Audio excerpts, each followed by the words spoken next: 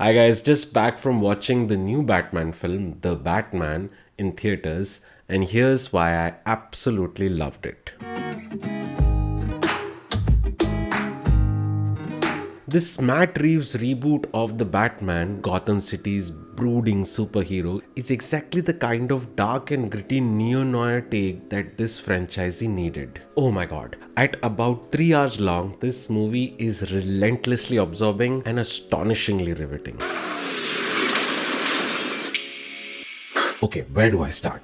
Let's talk about the story. It's Halloween night in Gotham City, a city which is a literal cesspool filled with criminals, corruption, and vermin infestation. The city is in unrest as elections are around the corner. That night, one of the candidates is murdered by a new serial killer in the block. The man who calls himself the Riddler. A sadistic killer who leaves behind a trail of cryptic clues. Each clue leads to the next target. As the death count increases and begins to lead closer to home, Batman must investigate, outthink, and navigate this maze while fighting criminals, crooks, mafia families, and his inner demons. And like any other superhero, he must be more than what he can.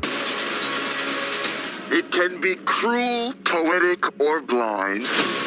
Now, Matt Reeves is not somebody who's new to reboots. In 2014, he did two Planet of the Apes films, The Dawn as well as The War. While both of these movies were excellent, I have to say The Batman is easily his best work. He paints a grim, foggy, nocturnal city where you can almost feel the muck and smell the gutter. He begins the movie with a stunning voiceover, something that explains what Batman stands for. And in true comic book style, it sets both the tone as well as the grammar of the film. And before you know it, you're sucked in. The pace is rhythmic, never breakneck, never lagging.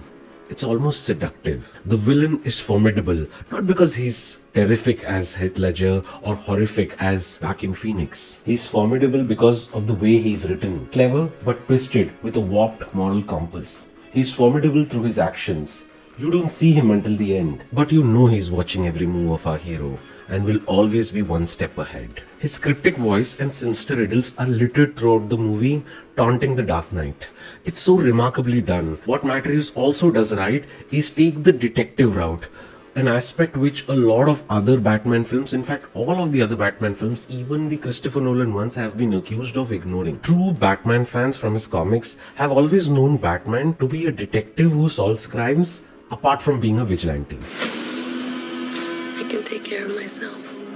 Robert Pattinson gives a restrained performance. His Batman isn't a flashy, catchphrase spurting superhero. Neither is his Bruce Wayne a flamboyant millionaire. His ego, Bruce Wayne, and his alter ego Batman both are subdued, heroic, and vulnerable in equal measures. He's almost always as Batman. While there is the customary walk from the shadows, the Batmobile intro, and the now famous Batman exit, there are also long takes of his bruised back, close-ups of his brooding eyes, where you can stare at his empty soul.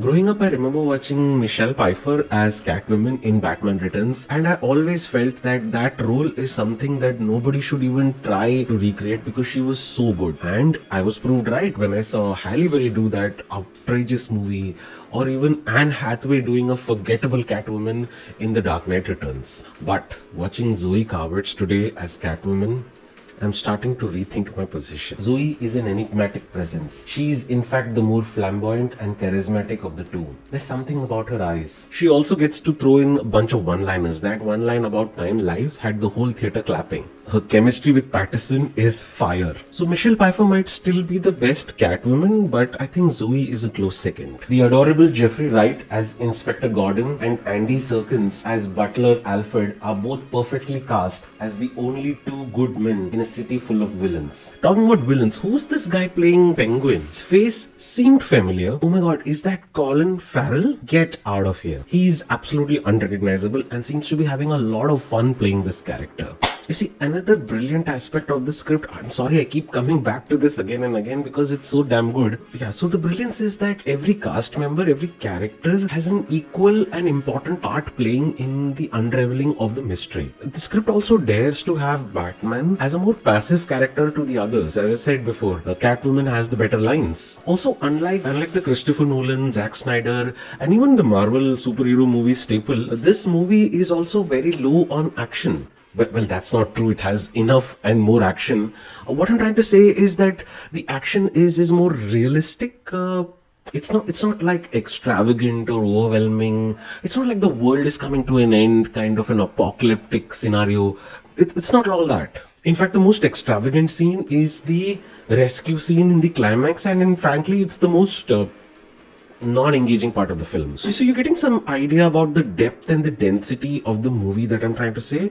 It doesn't rely on these aspects. It relies on the storytelling. So overall, in the end, I have to say that this reboot of Batman is a winner through and through. So on the binge meter, this one's definitely binge worthy. In fact, I'm going to watch it again, I'm sure, this week. Although they have muted the bad words, which is frankly very irritating and takes you out of the movie experience for some time, but still, I think it is not like a kid-friendly movie yet. So maybe don't take your kids to the movie.